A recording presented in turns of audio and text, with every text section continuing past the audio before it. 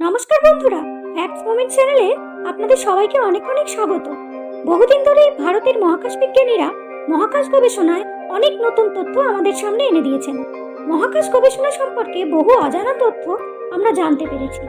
আগামী 2024 সালেও ইসরোর মহাকাশ নিয়ে অনেক পরিকল্পনা আছে।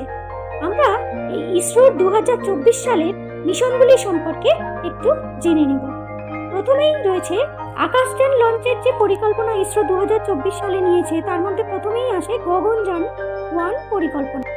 গগনযান 1 হলো এমনই একটি মিশন যা ইসরো এবং হিন্দুস্তান অ্যারোনটিক্স লিমিটেডের সম্মিলিত প্রকল্প। 24 জানুয়ারি অথবা ফেব্রুয়ারি নাগাদ এই প্রকল্পের উৎক্ষেপণ হবে বলে মনে করা হয়। এটি ভারতের মানববাহী আকাশযানের একটি টেস্ট মিশন। এখানে 2 জন ক্রু মেম্বার থাকবেন। আমরা এখানে দেখতেই পাচ্ছি গগনযানের ছবি এবং ক্রু মেম্বারদের ছবি। পরবর্তী প্রকল্প হলো মঙ্গলযান 2 প্রকল্প।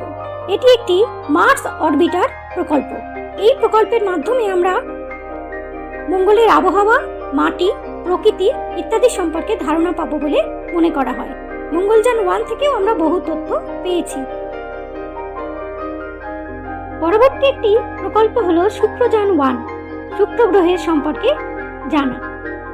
ইসরোর প্রথম শুক্র গ্রহ সম্পর্কে স্পেস ক্রাফট লঞ্চ করার সিদ্ধান্ত নিয়েছে, যেটি শুক্র গ্রহকে 5 বছরের জন্য প্রদক্ষিণ করবে এবং এই গ্রহটির আবহাওয়া সম্পর্কে আমাদের বিশদে বিভিন্ন তথ্য দিতে সাহায্য করবে।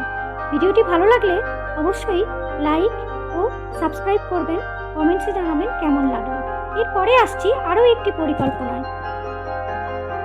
2024-এ আরও একটি মিশন আসছে, ইসরো এবং নাসার যৌথ মিশন। নাম হলো নিসার। এই মিশনে একটি synthetic aperture radar satellite launch করা হবে। এটি যে তথ্যগুলি সংগ্রহ করবে তার মধ্যে যেগুলি রয়েছে সেটি হলো পৃথিবীর ইকোসিস্টেম এবং এছাড়া প্রাকৃতিক দুর্যোগ যেমন ভূমিকম্প, সুনামি ইত্যাদি সম্পর্কেও তথ্য সংগ্রহ করবে।